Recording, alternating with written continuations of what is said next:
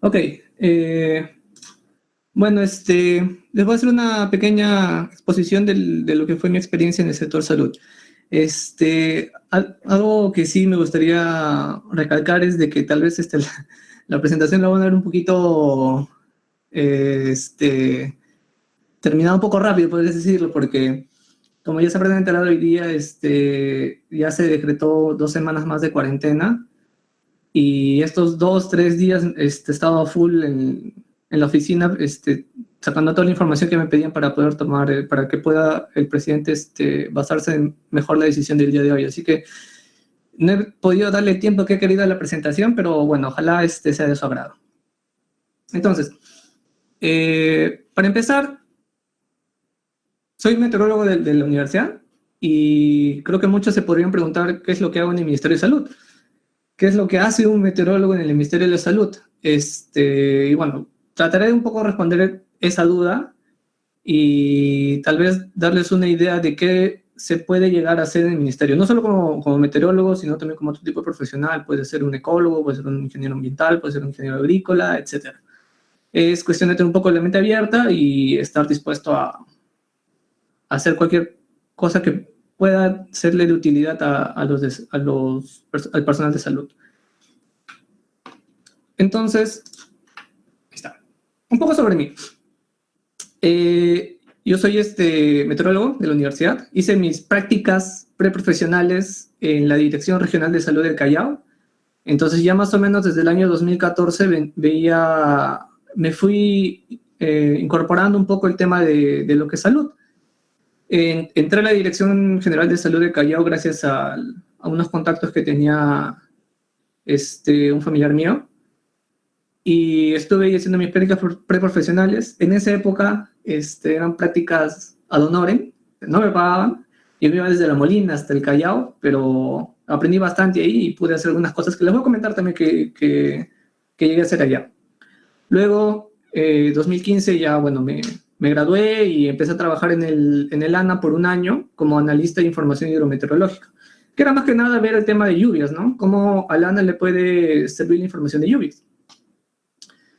Luego en el 2016 dejé la ANA y me fui a la DGE. La DGE es la Dirección General de Epidemiología, que actualmente se conoce como el Centro Nacional de Epidemiología. Diseñé un pequeño visor meteorológico y había otros planes para potenciar esta herramienta. Y luego, bueno, me quedé desempleado. Eh, pero aproveché ese tiempo para avanzar mi tesis y para terminarla, porque lo había empezado en 2015 y ya estábamos fines del 2016 y todavía no acababa mi tesis. Pero finalmente lo acabé en el 2016 y ya en el 2017 llegué a sustentarlo. Después, todo lo que fue el 2017, 2018, estuve como jefe de prácticas en la agraria. Tal vez algunos de ustedes me conozcan. Yo acá viendo la relación de personas, conozco algunos sanganazos que han sido mis alumnos. Y bueno, los demás que no me conocen, tal vez podrían escuchar hablar de mí. Y ya en el 2019, o sea, el año pasado, fue mi último ciclo de verano, de enero a marzo, y después empecé a trabajar nuevamente en el ANA. Fue una tarea diferente a la que yo había hecho antes. Me dediqué a desarrollar indicadores que le podrían servir a la ANA para mejorar su trabajo, principalmente en las sedes desconcentradas. Fue un trabajo que no duró mucho, lamentablemente me cambiaron de jefe y no se pudo dar continuidad a este trabajo, pero eso pasa, ¿no? O sea, los trabajos no son para siempre. Y luego que dejé Lana, fui al CDC, al Centro Nacional de Epidemiología, antes se llamaba DG. Y ya vengo trabajando ahí desde septiembre, octubre del año pasado hasta el día de hoy, ¿no? Y lo que había trabajando en el CDC era el tema de cómo el clima podía ser utilizado para analizar las enfermedades en el Perú y sacarle mayor provecho. Y supuestamente este año debía haber continuado con esa tarea, pero el COVID nos agarró a todos y ya, pues también tengo que dedicar mi tiempo a resolver muchas cosas del COVID, ¿no? Entonces, empecemos por la primera parte. ¿Cómo llegué a la Dirección Regional de Salud del Callao? Como decía, esas eran las épocas en las que hacías prácticas y nadie te pagaba por las prácticas.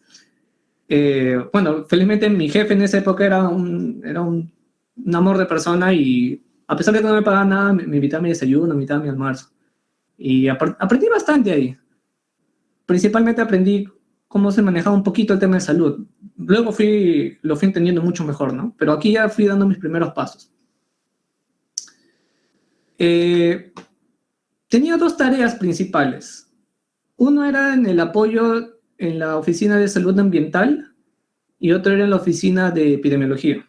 En la oficina de salud ambiental me encargaba de hacer un poco el monitoreo de contaminantes atmosféricos. Ahí tienen una pequeña estación, creo que era un minibol, si mal no recuerdo, y una pequeña estación meteorológica.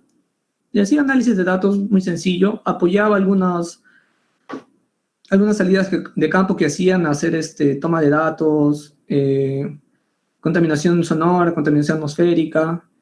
Y ya cuando había tiempo y me pedían apoyo, ya pues iba a los mercados a decomisar juguetes o decomisar cuadernos, todo lo que no tuviese de registro sanitario. Y en la parte de epidemiología, con el doctor Portugal, que fue mi jefe en esa época, tratamos de desarrollar un pequeño trabajo de investigación. Y ese trabajo de investigación se estaba centrada en diarreas. Entonces, mi primer trabajo formal, por decir, no formal, ¿no? Porque en realidad no era formal, pero mi primer trabajo se dedicó a analizar diarreas. ¿Cómo era el comportamiento de las diarreas en el Callao? No me lo esperaba, no esperaba empezar a trabajar con esto, pero en realidad resultó un análisis muy interesante. Y ahora que estuve revisando todo lo que hice en el Callao, me he dado cuenta que hay información muy importante que se puede sacar. Se puede hacer una investigación muy buena en realidad, y todo lo que yo hice se puede mejorar. En cierta forma me sorprende que todo lo que había avanzado respecto a diarreas no llegué a profundizarlo más, ¿no? Tal vez en algún momento lo pueda retomar o alguno de ustedes, si quiere, lo puede retomar, ¿no? Pero, ¿qué es lo que ocurre en el Callao? En el Callao, así como en todas partes del país, en las diarreas. Y lo que registra el Ministerio de Salud son específicamente las EDAs, que son las enfermedades diarreicas agudas. Tal vez son las que tienen un cuadro un poco más complejo y son las que son registradas en los hospitales, ¿no? Porque tal vez muchos de nosotros nos da un cuadro de diarreas y esperamos 1 o 2 días que nos pase en nuestras casas, algunos automedicándose, que no deberían, espera que pase, ¿no? Hay otros que se complican más y van a los hospitales o a los tópicos, y eso es el dato que se registra. Entonces, cuando veíamos el tema de diarreas, nos dimos cuenta que había una variabilidad. ¿Qué quiere decir esto? Que a medida que iban transcurriendo los años, o mejor dicho, dentro de los años, había momentos en que había mayor cantidad de diarreas y había momentos en los que había menor cantidad de diarreas. Y buscando un poco de literatura, y muchos mencionaban que había una relación con temperaturas, por el hecho de que muchas de las enfermedades diarreicas estaban asociadas a bacterias. Y en épocas donde hace más calor, los alimentos se descomponen mucho más rápido y es más probable que una persona se infecte comiendo un alimento malogrado, ¿no? Entonces eso tenía cierta lógica y empezamos a trabajar sobre esa base. Y más o menos lo que encontramos fue una relación visualmente entre la temperatura promedio del Callao. Usé la temperatura del aeropuerto, por cierto. La de la estación de la DIRESA no tenía muchos datos. Y entre la temperatura promedio y las diarreas, visualmente había una relación, ¿no? O sea, mayor cantidad de diarreas se daba usualmente en las primeras semanas del año y luego iban bajando poco a poco, ¿no? Y estas diarreas concordaban con el aumento de temperatura, con el verano, que es principalmente en los meses de enero a febrero. Entonces, decidimos profundizar un poquito más el trabajo y darle el toque meteorológico, ¿no? O sea, a nosotros como meteorólogos nos forman para una de las pilares de nuestra formación es el tema de pronosticar. Entonces, siempre tenemos esa noción de ya tengo una situación X, ¿cómo va a comportarse esa situación X mañana, pasado mañana o cada una semana, etcétera, ¿no? Ese es el tipo de formación que tenemos como meteorólogos. Y fue lo que traté de aportar en este pequeño trabajo, ¿no? Y esto es lo que me sorprende un poco, que yo no recordaba que había hecho algo tan elaborado para esa época, ¿no? Había hecho un pequeño modelo estadístico muy sencillo que era una relación múltiple entre temperatura media y los casos de diarrea, ¿no? Eso lo evalué y lo contrasté, hice una pequeña validación cruzada incluso. Hice un modelo para verano-otoño, que era donde se había mayor cantidad de diarreas, e hice otro modelo también para todo el año. Y no recuerdo ahorita qué tan buenos fueron los resultados. Creo que la correlación de Pearson estaba alrededor del 0.7 o 0.75, lo cual es bastante bueno en realidad. Y el hit score estaba alrededor del 60%, o sea que más o menos atinaba el 60% de las veces. Resultó un trabajo bueno en realidad, entonces yo creo que esto se puede mejorar, ¿no? Porque se hizo un trabajo muy sencillo, con relaciones simples. Se hicieron muchos supuestos, eso sí, no corroboré muchos supuestos, pero el modelo parece que funciona, o sea, creo que de acá se puede sacar algo interesante. Tal vez se pueda crear, agregando cosas adicionales, no solo meteorológicas, sino sociales, cómo se comporta la sociedad, los determinantes sociales, se puede mejorar mucho el modelo, ¿no? Y llegar a tal vez pronosticar diarreas en algún momento. Pero eso fue lo que se hizo, ¿no? Y fue parte de mi informe de prácticas. Se trabajó bastante eso, fue principalmente mi labor ver este tema, ¿no? Tratamos de sacar un pequeño artículo, pero yo no le di mucha continuidad en realidad. Y ahora que, como les digo, lo veo en retrospectiva, creo que debería retomar este tema. Pero en fin, luego de que hicimos lo de diarreas, quisimos pasar a lo que eran IRAS. IRAS son infecciones respiratorias agudas. Que por ejemplo el COVID podría calzar un poco dentro de esa nomenclatura, ¿no? Pero bueno, el COVID es otro tema en realidad. Entonces, en IRAS ocurría algo diferente. Tal vez lo que uno esperaría es que la mayor cantidad de casos de infecciones respiratorias se den en invierno, que es la época que hace más frío.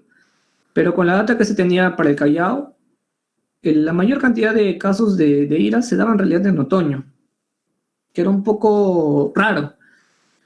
Lo que suponíamos, o lo que la hipótesis que teníamos era de que tal vez no era la temperatura en sí lo que te definía si había más casos o menos casos de IRAS, de infecciones respiratorias, sino el hecho de que había una mayor variación en la temperatura. ¿Qué quiere decir?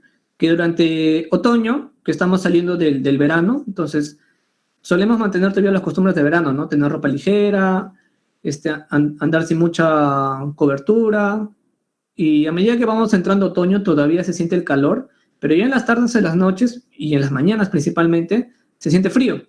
Entonces, tal vez el contraste térmico entre el frío de la noche, la mañana y el calor de la tarde genera que una persona se descubra, esté con una chompa, con una casaca y luego se la quite, y en ese proceso de ponerse ropa, quitarse ropa, está un poco más susceptible a las variaciones de temperatura. Entonces, esa era un poco la explicación que le dábamos.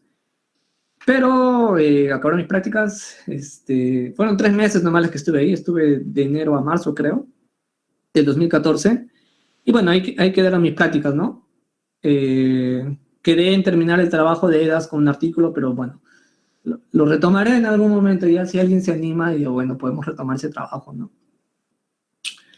Entonces, ese fue mis primeros pasos en salud, como meteorólogo. Luego, ya en el 2016, porque el 2015 estuve en el ANA, en el 2016 fui la Dirección General de Epidemiología. Y ahí traté de empoderar un poco el tema meteorológico, climático. Que la gente vea de que sí es necesario que se trabaje algo con respecto a clima o a meteorología, porque les podría dar algún provecho de alguna forma. Pero no tuve mucho éxito, porque en realidad no tenía mucha experiencia. Salvo lo de la direza y lo de lana, no tenía mucha experiencia, ¿no? Y proponer cosas me era un poco difícil. Y bueno, después había otras situaciones contextuales que tampoco me permitieron continuar trabajando en la Dirección General de Epidemiología. Pero ya tienen un pequeño spoiler de que no duré mucho. Entonces, la situación en la que yo estaba, cuando estuve trabajando en la Dirección General de Epidemiología, era que ya tenía conocimientos sobre salud, porque ya había empezado mi tesis. En mi tesis la empecé a trabajar en 2015 y era 2016 y no acababa la tesis todavía. Entonces tenía un conocimiento respecto a salud, ya veía cómo el tema se podía relacionar, tenía un asesor que me apoyaba bastante y yo sabía cómo la meteorología podría apoyar a la epidemiología. Entonces, cuando fui contratado se tenían en mente dos proyectos. Uno era hacer un modelamiento matemático de la malaria, que era justamente el tema de mi tesis. Y para esto yo no estaba solo, éramos alrededor de 4 o 5 terceros, no recuerdo, que teníamos que hacer este pequeño modelamiento, ¿no? Había un estadista, había una matemática, bueno, un par de médicos y los de cómputo, ¿no? Y por otro lado estaba el tema de desarrollar un pequeño visor web, que eso fue lo que yo trabajé bastante en el ANA. Y el visor web iba a contar de 3 etapas. La primera etapa era visualizar la información meteorológica, luego la segunda iba a ser la información epidemiológica y tercero iba a ser implementar dentro de este visor el modelo predictivo. Entonces, ¿cómo fue? La primera etapa la concluí, que ese fue mi primer contrato en realidad. Fue desarrollar un visor meteorológico, al que llamé Vismet. Un nombre muy original, por cierto. Dentro de este visor se podía visualizar y se podía también descargar información meteorológica. La idea era que lo usaran el personal de salud, o sea, los médicos de la Dirección General de Epidemiología. Pero me di cuenta que ese personal necesitaba primero ser capacitado en temas de clima y meteorología, antes de poder desarrollar el visor. Pero bueno, se empezó con uno y quedaba el otro pendiente. Incluso este visor meteorológico todavía existe. Acá abajo tal vez, no sé si lleguen a ver, pero ahí está el link del visor, o tal vez después les paso el link, no hay problema. Y esa fue la primera etapa. Y ahí quedó. Nada más. ¿Qué fue con la segunda etapa? ¿Qué fue con la tercera etapa? ¿Qué fue con el modelo de malaria? ¿Qué fue? Pasaron dos cosas en realidad. Era 2016. Y tal vez recuerden qué pasó el 2016. Fueron las elecciones. Y en las elecciones, bueno, ganó PPK. Y aún si hubiese ganado que hubiese ganado otra persona, la situación hubiese sido igual para mí. ¿Qué ocurre? Después de las elecciones, y hay un ganador, y este ganador entra al gobierno, suelen haber muchos cambios a nivel de ministerios, porque el presidente entra con toda su mancha, entra con toda su gente, porque es su gente de confianza. Entonces hay mucho movimiento en los ministerios y la estabilidad de los terceros, porque yo tenía un contrato por orden de servicio, era un locador, no es estable. Entonces era muy difícil que a mí me renueven el contrato con un cambio de gobierno que recién había ocurrido. Y este proceso de cambio de gobierno iba a durar entre 3 y 6 meses. Entonces era junio, julio, por ahí más o menos, y ya me proyectaba de que para el resto del año no me iban a volver a contratar. Porque era lo normal. Pero había la esperanza de que me vuelvan a contratar en enero o en febrero, porque el trabajo se quería continuar, se quería terminar esa segunda y tercera etapa y terminar el modelo también. Pero ¿qué pasó en enero y febrero del 2017? El niño costero. ¿Y esto qué generó? Que muchos de los recursos del país fueran redirigidos a otros sectores. Y ya no había presupuesto para muchos contratos, entonces ya no me podían contratar a mí. Y bueno, quien fue mi jefe también en esa época renunció, así que ya no había forma para poder regresar a la Dirección General de Epidemiología. Entonces, ¿qué hice en ese interín que no tuve contrato? El resto del 2016 y parte del inicios del 2017, me dediqué a la tesis. Como dije, lo había empezado en el 2015 y ya estábamos tercer trimestre del de 2016 y todavía no terminaba la tesis. Ya mi asesor no sabía cómo colgarme del cuello ya. Si no hubiese sido por un correo que él me mandó que me dijo, no, Dante, no sé si quieres acabar la tesis o no, creo que no, nunca lo hubiese acabado. Pero aproveché ese tiempo, de esos 6 meses que no estuve trabajando para terminar la tesis.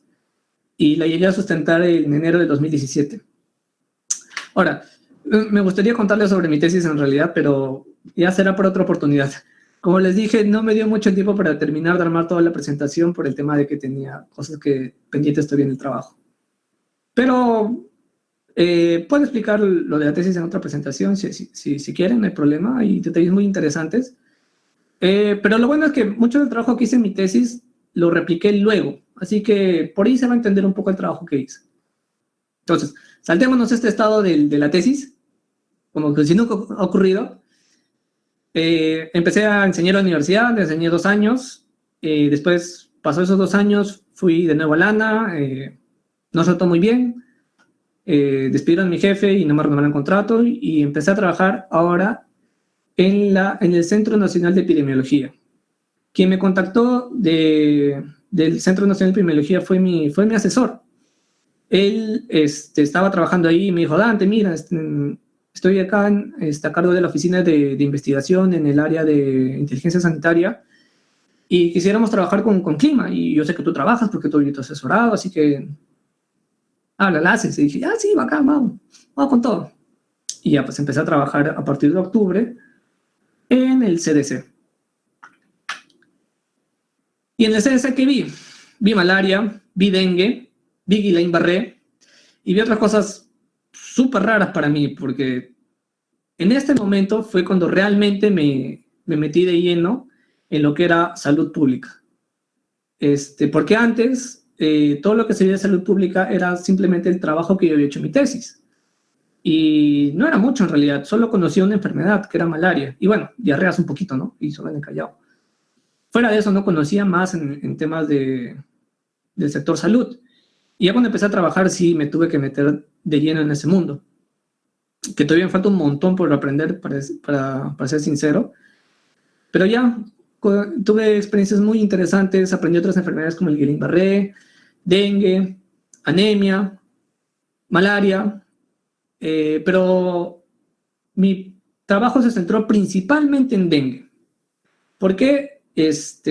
Tal vez recuerden, antes de que empezara todo este tema del coronavirus, teníamos un problema muy fuerte de dengue en la selva, de Madre de Dios.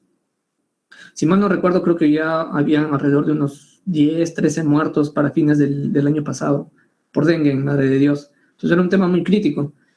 Y mi trabajo estuvo relacionado a buscar qué factores climáticos estaban propiciando este brote intenso de dengue en la selva sur del Perú y determinar un pequeño modelo que nos ayude a predecir el tema del dengue, pues allá en Madre de Dios.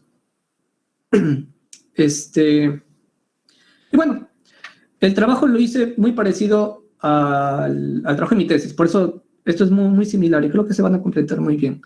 Pero antes de empezar con el tema del dengue, quiero que vean esta gráfica. Esta es una gráfica que a mí me gusta mucho, en verdad, porque muestra un poco cómo es la relación entre el clima y los casos de dengue. En esta gráfica no está el brote de 2019, pero tenemos otro brote que es el año 2010-2011, que ese año también hubo un montón esa época de tiempo hubo un brote muy intenso de dengue en el sur, muy similar al que tuvimos el año pasado, solo que el año pasado fue un poco más fuerte.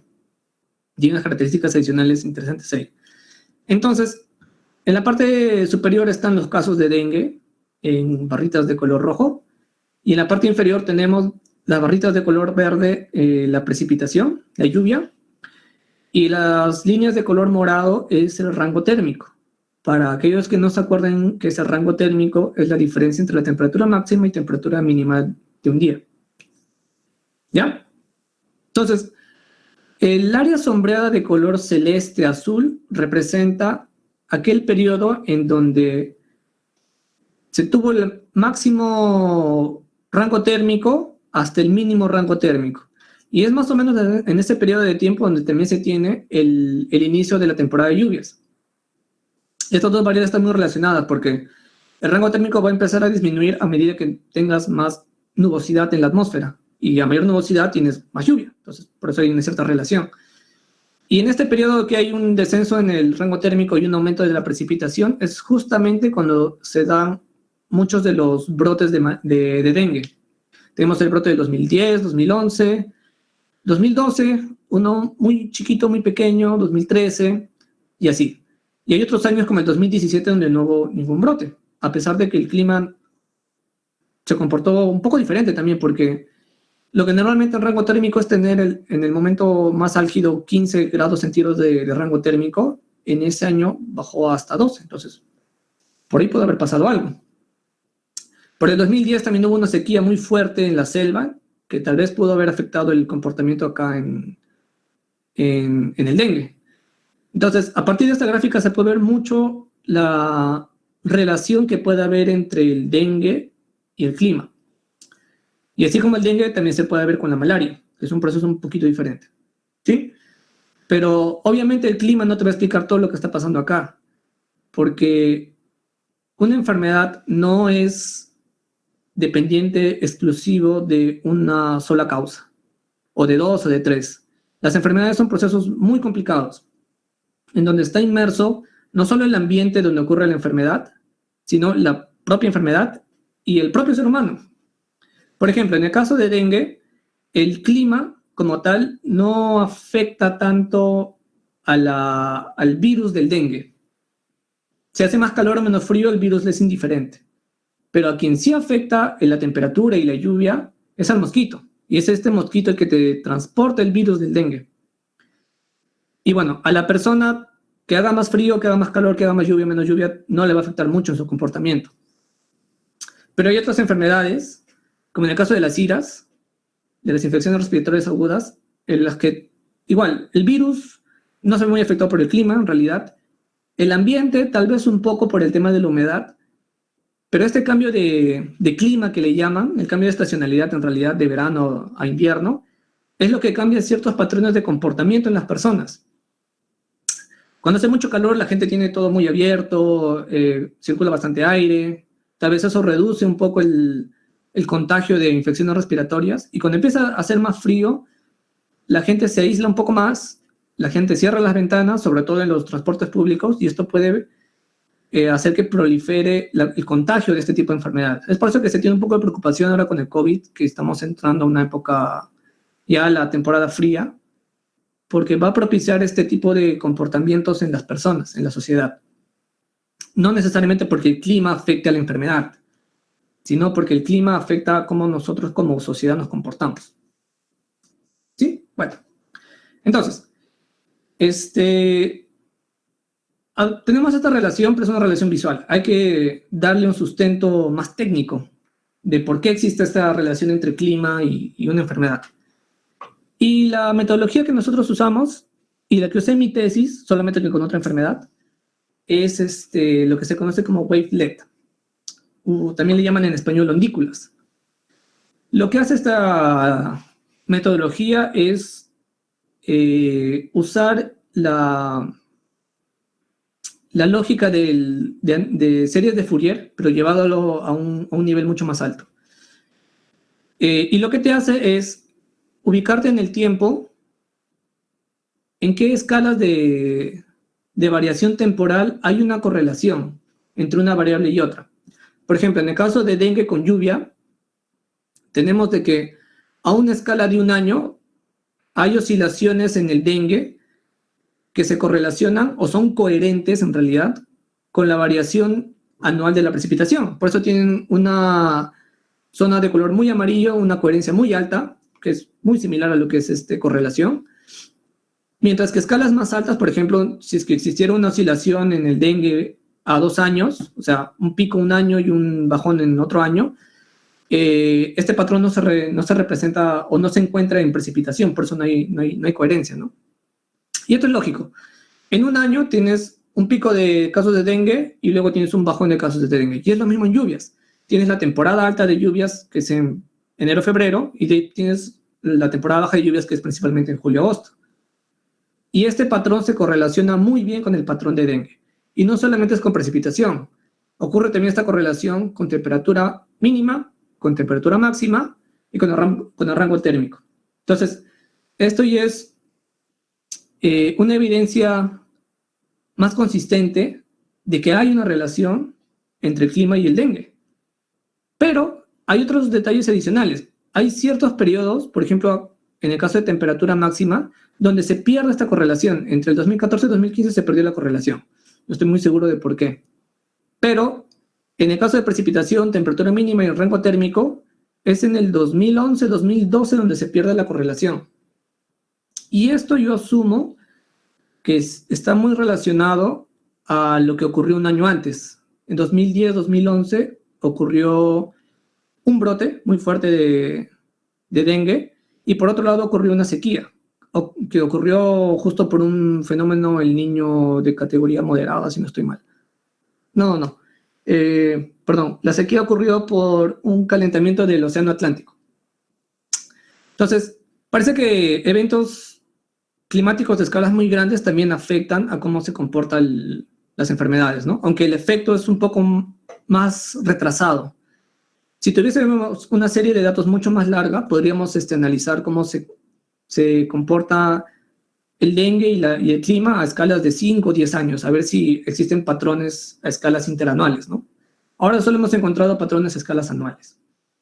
Pero ya nos da un sustento para decir que clima y dengue están relacionados, entonces podemos usar el clima para ver cómo se comporta el dengue. Y la ventaja de usar el clima es que tenemos acceso a pronósticos, entonces en cierta forma podemos pronosticar el dengue. Y esa es la idea del trabajo. Entonces, teniendo esa noción, parte de mi tarea fue crear un modelo predictivo, en el que usara las variables climáticas para ver cómo se va a comportar el dengue. En pocas palabras, esto fue lo que encontré. Un detalle a resaltar es de que en epidemiología, que es el estudio del comportamiento de algunas enfermedades, se trabaja bastante a nivel de semanas. No se trabaja a nivel de días, se trabaja a nivel de meses en algunas ocasiones, pero suelen trabajar bastante a nivel semanal. Entonces, yo toda mi información tengo que llevarla a nivel semanal. Entonces, lo que encontramos para Madre de Dios fue de que la temperatura mínima que ocurre en una determinada semana repercute en el comportamiento de dengue 4 semanas después.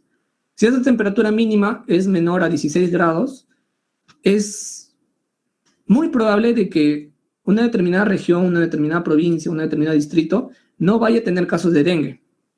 Mientras que si la temperatura mínima es un poco más alta, ya hay ciertas condiciones para que el dengue se pueda transmitir. Entonces, esto fue un hallazgo interesante que nos permitía evaluar la temperatura mínima, hacerle el seguimiento a la temperatura mínima y ver si va a haber un posible brote de dengue o no. Lamentablemente, para cuando terminé este modelo, no era muy útil porque ya estábamos en un brote de dengue, ya era el brote de dengue del 2019-2020. Y este modelo sirve antes de que se dé el brote. Entonces, funcionará para este año, tal vez. Pero en esa época no funcionaba mucho, ¿no? Ahora, si desagregamos un poco estas dos distribuciones, vamos a ver algo un poco más interesante. En el caso de bajas temperaturas mínimas, hay condiciones adicionales a las que les mencioné. Por ejemplo, además de tener temperatura mínima baja, si tienes por 4 semanas consecutivas temperaturas máximas menores a 27 grados centígrados, es totalmente improbable, o bueno, casi improbable, yo diría que un 95% probable de que no tengas casos de dengue. Entonces, solamente monitoreando temperatura máxima y temperatura mínima, ya puedes decir, ya, de acá a 4 semanas va a haber dengue o no, de acá a 2 semanas va a haber dengue o no. Y a medida que van cambiando o vas teniendo temperaturas un poco más altas, ya hay una ligera probabilidad de que sí se presenten casos de dengue. Y otro efecto importante es la precipitación. Si tienes poca precipitación, también vas a tener pocos casos de dengue. Y si tienes más casos más lluvia, vas a tener más casos de dengue. Pero el factor condicionante principal es la temperatura mínima. Parece que al mosquito no le gusta que el ambiente sea frío, necesita un ambiente un poco más cálido para poder transmitir la enfermedad. Y si nos vamos al otro ejemplo, en casos de que tenemos la temperatura mínima alta, bueno, ya el modelo no funciona muy bien, que digamos. Tienes distribuciones muy dispersas, con condiciones un poco más exquisitas, por así decirlo. Pero en otras pruebas que hicimos, vimos de que bajo estas condiciones en que tienes temperaturas mínimas altas, ya no es tanto el clima el que te determina cómo se va a comportar el dengue, sino ya parece que son factores más sociales o más ecológicos del mosquito. Y el clima no juega un papel muy importante, parece. Entonces, acá deducimos un poco de que el clima funciona como un gatillador para la presencia del dengue en la selva del Perú. Este es un trabajo que ya lo teníamos terminado, pulido, y se iba a presentar en un congreso, pero el congreso se canceló por el tema del COVID, así que me malograron mi presentación. Pero bueno, está ahí para ser publicado el trabajo. Ahora, no nos quedamos con eso. No me quedé solamente en ver cómo el clima afecta a una enfermedad, sino cómo la enfermedad misma, ya sin el efecto del clima, se comporta dentro de un mismo departamento, ¿no? Y este es el caso del brote del 2019. Las flechas que tenemos acá dan una idea del movimiento aparente que tiene el dengue dentro de la región de Madre de Dios. Y lo que podemos ver es de que las flechas más grandes apuntan hacia la derecha y, bueno, algunas hacia el sur, lo cual indica de que parece que el dengue se mueve de oeste hacia este. Ahora, esto todavía es algo que tengo que corroborar porque parece que hay unos problemas o unos detalles que tengo que subsanar en el código que hice, pero parece que este es el patrón que se ha encontrado. Y es algo muy interesante porque te permite tomar acciones en los lugares donde, o en los distritos donde empieza el dengue para que no llegue hacia otros distritos. Entonces, cortas la cadena de transmisión del dengue, por así decirlo. Muy bien, y luego llegamos a este año, COVID-19, y esta es la situación de todos nosotros, tirados en la cama, con tu gato al costado, no sabes qué hacer por la vida, no le encuentras sentido a la vida, estás ahí sonceando en la computadora, etc. Bueno, en mi caso no, yo sí tengo bastante trabajo. Este es mi hermano, por cierto, este no soy yo. El COVID hizo un cambio muy, muy brusco, en realidad, en nuestra forma de trabajo y en nuestra forma de convivencia. Felizmente yo me adapté muy bien al tema del teletrabajo y puedo resolver muchas de las cosas que me piden en la oficina. Pero también estoy ciertamente limitado porque yo no soy un experto en COVID. Entonces, voy a comentarles un poco mi experiencia y qué fue lo que vi viendo dentro del COVID. Ahora, acá tengo que hacer unas pequeñas aclaraciones. Primero, yo no soy un especialista en salud pública, no soy un epidemiólogo tampoco. Entonces, yo no sé el grueso del análisis, ¿no? Yo no sé el grueso de la interpretación de los datos. Pero sí he tratado de interpretarlos, de analizarlos, y lo que les puedo comentar es por mi propia experiencia, ¿no? Después, tal vez yo sé que muchos van a tener dudas, que le han contado tal cosa, que le han contado tal cosa, que el amigo le dijo tal, que la cadena de WhatsApp le dijo tal cosa, etcétera, etcétera, etcétera. Y bueno, yo no soy conocedor de esos detalles tampoco, y tampoco estoy autorizado para decir, bueno, esta historia es real, esta es mentira, etcétera. Y por último, tampoco estoy autorizado yo para compartir y difundir información más allá de la que ya se es pública.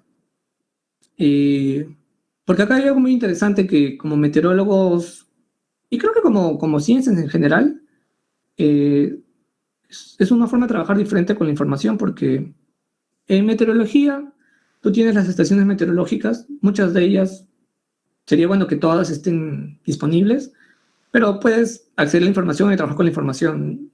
No hay mucho riesgo en trabajar con la información, por así decirlo. O información de modelos atmosféricos o de pronósticos, etc. Pero en salud es un poco diferente, porque estás trabajando con la información de personas y es información delicada, entonces hay que tener mucho cuidado con el manejo de la información. Es por eso que muchos de los ejemplos que voy a dar ahorita son con información inventada, pero les darán una idea de qué fue lo que fui trabajando. ¿Ok? Entonces, tampoco me piden datos, por cierto. Entonces, ¿qué es lo que hace un meteorólogo? yo, caso particular dentro del ministerio, dentro de todo este desastre que ha ocurrido. Bueno, como comenté, mis conocimientos de salud pública son limitados, pero en lo que realmente me está ayudando a un poco mantener mi trabajo también, es en mi manejo de la informática. Sé procesar datos, ¿sí? Sé temas de automatización de datos, porque eso fue parte de mi trabajo en el ANA y un poco lo que vine haciendo también en el CDC. Y la forma como yo visualizo, presento la información es relativamente buena. No es la mejor, ¿no? Porque presento por ahí algunas guachafadas también, ¿no? Pero estas herramientas me han permitido seguir trabajando y seguir apoyando en los equipos de análisis. Dentro de mi oficina hay médicos y hay biólogos que trabajan y tienen mejor capacidad de análisis que yo. Así que lo que yo hago dentro de mis posibilidades es facilitarles información, facilitarles gráficos, medios en cómo pueden visualizar la información, etc. Y bueno, ahora último, estas últimas semanas, ya me centro un poco más en el análisis espacial, que eso sí, como meteorólogo estoy mucho más formado y puedo apoyar con mucho mayor fuerza. Y ahora se quiere empezar un tema de monitoreo de rebrotes. Vamos a ver qué tal va ese monitoreo, ¿no? O sea, recién va a empezar. Han habido muchos cambios, han pasado muchas cosas esta semana, así que la siguiente semana va a ser muy, muy agitada para el Perú en realidad. Entonces, dentro de lo que es procesamiento y automatización de información, se está trabajando con un montón de información, hay un montón de datos. Por ejemplo, en una sola base de datos hay 800 registros, hay N variables, y hay bases de datos que son incluso 10 veces más grandes de las que estamos trabajando. Pero hay una herramienta muy importante, es la programación. Te permite rebuscar data dentro de toda esa maraña de números y letras que encuentras para poder darle un significado y poder darle un análisis luego. Entonces es una herramienta que es muy importante. Incluso creo que muchos de los que fueron mis alumnos, yo siempre traté de recalcarles la idea de que es muy importante que aprendan a programar, que es muy importante que sepan de programación. Esa herramienta les va a servir para cualquier cosa. Y lo voy a seguir afirmando, ¿no? Yo creo que eso es una herramienta muy importante que tenemos y nos puede ayudar a ver otras áreas, ¿no? Pero tal vez algo que no llegué a enseñarles a mis alumnos y que creo que lo he aprendido recién con esta enfermedad es, más allá de cuán importante es la herramienta de programar para un profesional, yo creo que es más importante que el profesional sepa por qué es importante la programación. Al profesional puede programar como no puede programar, puede usar R, Python, Fortran, MATLAB, lo que quiera, como puede usar solamente su tabla Excel. Pero lo que realmente tiene que saber un profesional es por qué es importante tener personas que sepan programar. Y la razón es de que, uno, te facilita un montón el trabajo de la información, porque todo te lo estandariza y todo te lo automatiza. Ya no hay que abrir un Excel y manualmente corregir los datos, o se te pasó una coma, se te pasó un número, se te pasó una fecha y lo mandas con la información errónea y luego te genera muchos problemas. La comunicación de datos es mucho más fácil. Y todo el tema de administración de datos, de gobernanza de datos, es mucho mejor y así se debería hacer. Y es un poco el problema que tenemos ahora, que tenemos muchas instituciones y en salud, ¿no? Me refiero, que todavía les cuesta un poco comunicarse entre ellos para poder compartir información, y hay otras instituciones de que todavía trabajan con más de 20 años, todavía usan sus hojas Excel, todavía utilizan CCBs, TCBs para manejar información, cuando es demasiado volumen de información para trabajar. Hay que apuntar a la automatización de bases de datos, a la estandarización de procesos, porque eso te va a eliminar muchos errores humanos que tenemos. Y eso es algo que lo estamos viendo ahora. Y no es un problema solo del Ministerio de Salud, es un problema, creo que, de muchos ministerios. Y es algo de lo que yo siempre me quejo, por ejemplo, de Senami, ¿no? Que no tiene una política muy firme de compartir información y de compartir procesos. Yo creo que la información debe ser más abierta, con ciertas limitaciones, en algunos casos sí, pero tienes que transparentar tu información y tienes que transparentar tus procesos y tienes que transparentar cómo tú comunicas esa información con el resto de instituciones con las cuales trabajas. No es posible que la institución X requiera datos de la institución Y y la institución Y no le quiera dar, y ambos son del Estado. Y el trabajo de X, que es muy importante para el Perú, se ha mermado solo por esta falta de comunicación. Entonces, ese es mucho problema que tenemos, que muchas instituciones se pelean por querer el dato del otro, cuando en realidad el flujo de información debería ser mucho más natural. Bueno, en fin, ya me descargué un poco de la crítica que tenía. ¿Cómo trabajamos ahí? En mi oficina usamos bastante el R. Si es que no por completo, todos los procesos los usamos en R. Y hacemos R no porque sea mejor que otro lenguaje, no porque sea más flexible, que tenga más herramientas o que sea más potente, más común. Lo hacemos porque todos ahí usamos R, ¿no? O sea, mi jefe usa R, los médicos usan R, los biólogos usan R, yo utilizo R, entonces ya pues, todos estamos bajo la misma plataforma, continuamos con R. Si por A o B alguien empezaba con Python y otro con MATLAB, bueno, hubiésemos tenido que decantar sobre un lenguaje de programación. En este caso fue R. Y eso sí, un poco la ventaja de R, que lo tiene otros lenguajes también, como por ejemplo Python, es el uso del Markdown. A través del Markdown, nosotros hacemos limpieza de datos, consolidación de datos, reportes, y estos reportes los generamos como PDF o como HTML, y esto es mucho más fácil de difundirlo, y estos se generan automáticamente todos los días a las 7 de la mañana tienes tu reporte y toda tu data limpia y ya estás lista para distribuirla. Incluso esta presentación que están viendo fue hecho con R y con Markdown. No estoy usando PowerPoint ni PPT. Ese tipo de flexibilidad que te da las herramientas y la programación es algo genial. Muy bien, estas es algunas cosas que contienen los reportes. En realidad generamos como 20 reportes diferentes, si es que no estoy mal. Yo estoy a cargo solamente de 3 de ellos, creo. Los demás están a cargo de otras personas. Pero esto fue el último trabajo que me pidieron hacer, ¿no? Evaluar cómo va la cantidad de casos, cómo van evolucionando los resultados de las pruebas desde abril hasta ahora y cómo han ido cambiando o cómo ha ido evolucionando la cantidad de casos por departamento por quincenas, ¿no? Quincena de marzo, primera semana de abril, quincena de abril, primera semana de mayo. Y todo esto se genera automático, todo esto se puede compartir, todo el mundo lo ve, todo el mundo lo puede analizar.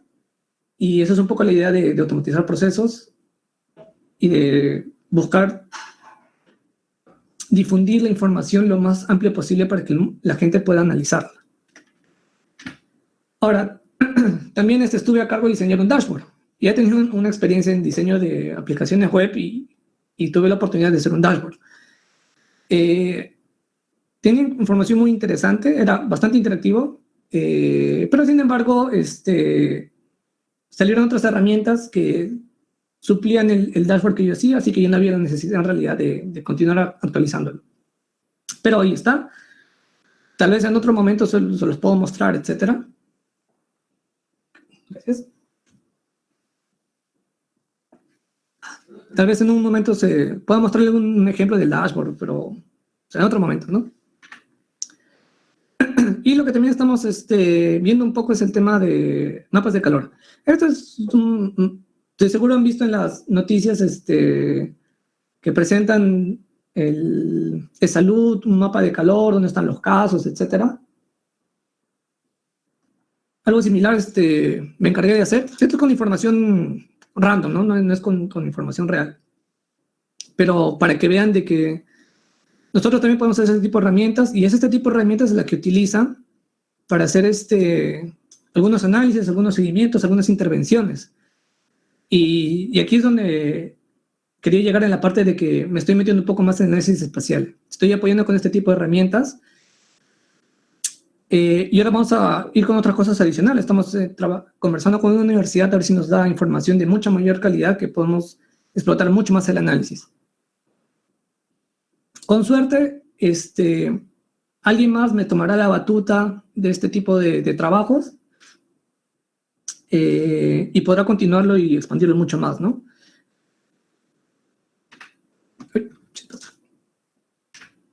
Y bueno, esas eran algunas cosas que le quería mostrar de lo que iba trabajando con respecto al coronavirus. Y bueno, ¿qué experiencia me ha dejado el coronavirus? Ya comenté un poco de esto, que era el tema del manejo de datos. Creo que hay que tener hay que mejorar los procesos que usamos para manejar datos. Como les dije, lo importante, si bien es importante que sepan programar, creo que es más importante que sepan la importancia de la programación y cómo lo pueden aplicar ustedes a su trabajo cuando sean jefes, cuando tengan a alguien a cargo, porque les va a ayudar a suplir muchos problemas. Y el otro es el tema de tener buenas relaciones con otras instituciones y compartir la información. Si no se comparte la información, si tú te quedas con la información, no se hace nada con esa. Hay que compartirla, hay que dejar que otras instituciones la utilicen y le puedan dar mucho más valor a la información. De nada sirve tenerla guardada. Puede ser la data que no esté de muy buena calidad. Estoy ya hablando de, por ejemplo, en meteorología, ¿no? En meteorología hay data que no está de muy buena calidad, pero puede ser de que haya alguien afuera que corrija la data, que nos facilite el trabajo, que nos haga ver cosas que no nos dimos cuenta, y poco a poco se va corrigiendo. Entonces, estamos en una época en que mucha gente está activa y solamente por el hecho de ser curiosos o de probar cosas, puede aportar bastante a una institución o a un proceso de datos o un análisis. Entonces, mi idea es de que siempre hay que tener esa idea, ¿no? Tratar de abrir un poco la data, compartir la data, facilitarle a otras instituciones la data para que puedan hacer sus trabajos, ¿no? De nada sirve cerrarte con la data en realidad. Y bueno, ya me estoy quedando sin voz. Hace mucho tiempo que no hacía una presentación. Ya mi época de docente ya se ha quedado oxidada, ya mi garganta me ha matado, antes sí podía aguantar un poco más. Y bueno, chicos, no sé si tengo alguna consulta, alguna duda. Bueno, ahora pasaremos a la ronda de preguntas. Si alguien desea hacerlo, puede escribirlo por el chat o prender su micrófono.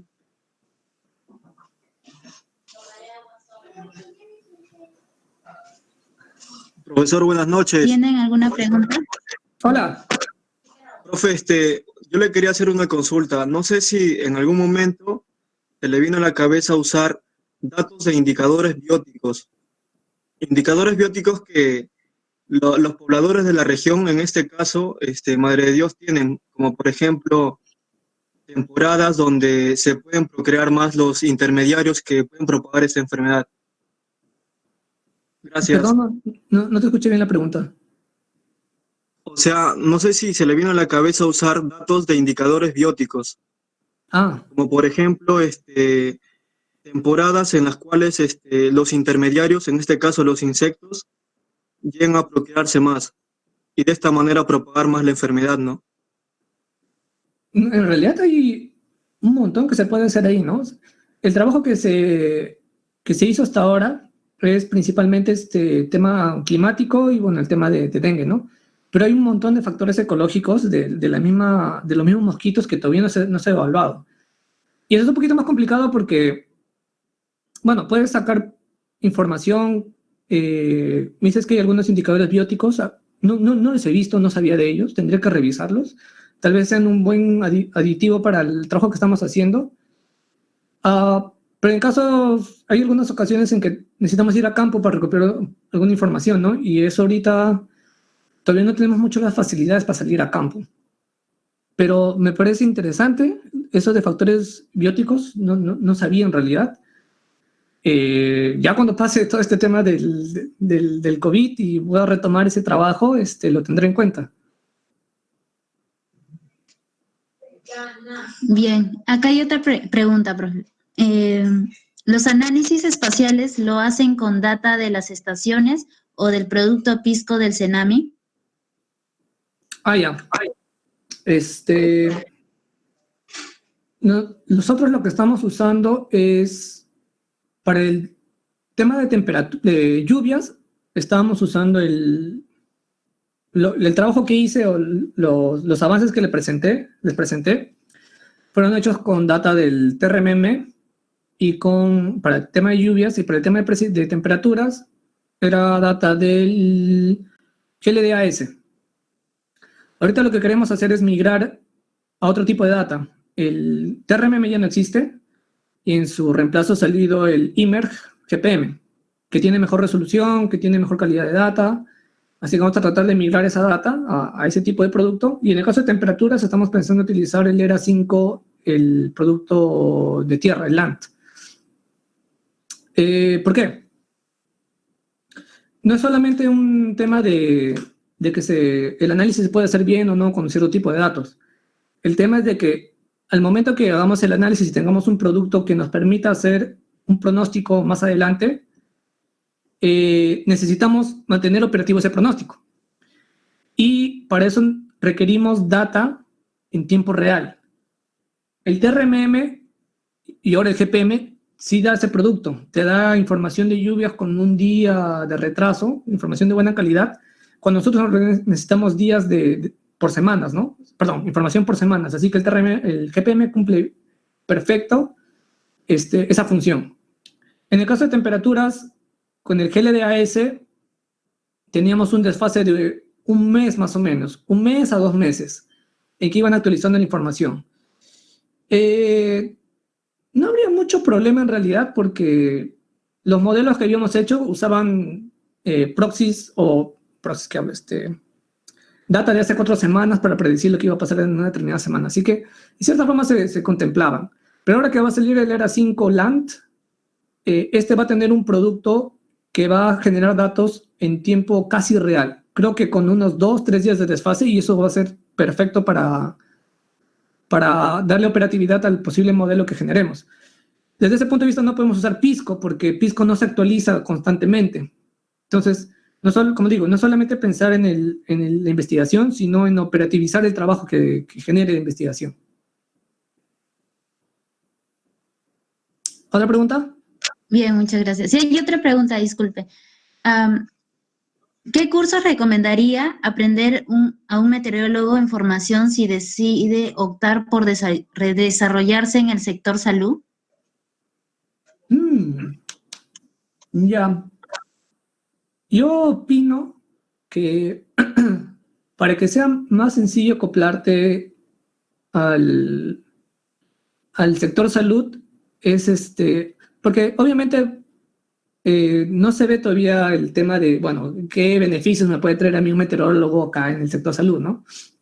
Tal vez con el tiempo cambie eso, ¿no? Pero por el momento creo que es importante que puedas darle algún tipo de beneficio al que te pueda contratar, ¿no? Y creo que saber programar, saber manejar datos es algo muy importante porque en el sector salud todavía hay una pequeña falta de automatización de procesos, de manejo de base de datos, de análisis de información, entonces, de ciencia de datos, pero creo que sería el término más adecuado.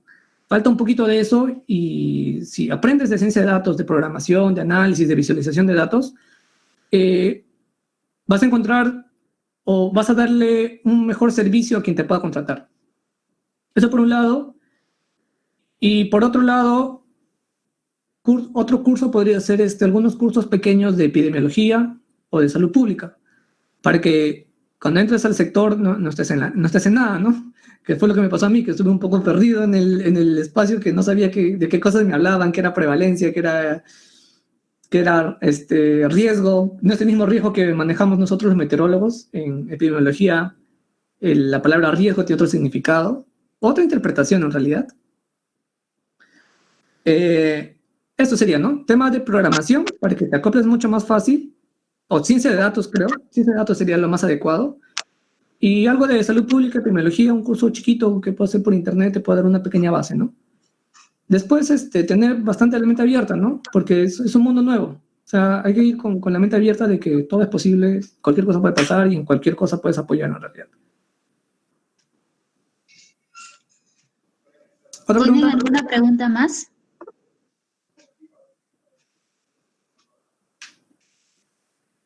Bien. En vista que no hay más preguntas, damos por terminado esta ronda de preguntas. Le daré pase a mi compañero Bruno. Muchas gracias. Gracias, profe, por darnos la ponencia y por compartir toda esta información. Ha sido muy interesante, gracias. ¿Algunas palabras que quiera decir antes de finalizar la sesión? Bueno, primero gracias a ustedes por darme la oportunidad y el espacio. Y si alguien tiene... He estado pensando por un tiempo desarrollar algunos, así como esta pequeña charla, desarrollar otras en otros temas, ¿no? Diferentes. Tal vez lo pueda hacer en otro momento, así que si alguien tiene un tema que le gustaría saber, me avisa. Yo podría tal vez preparar otro tipo de presentación, aunque depende un poco cómo sea la situación, ¿no? Porque a veces hay bastante trabajo como el que tuve esta semana, a veces un poquito más relajado, pero me gustaría continuar con este tipo de charlas, tal vez hacerles un poco más interactivas. Tenía la idea de usar pequeñas encuestas online para que ustedes respondan y ver cómo iba cambiando con sus respuestas, pero bueno, el tiempo ya no me daba en realidad. Pero en otra presentación, yo gustoso la haré. Dime un poco de tiempo para prepararla, nomás, eso sí.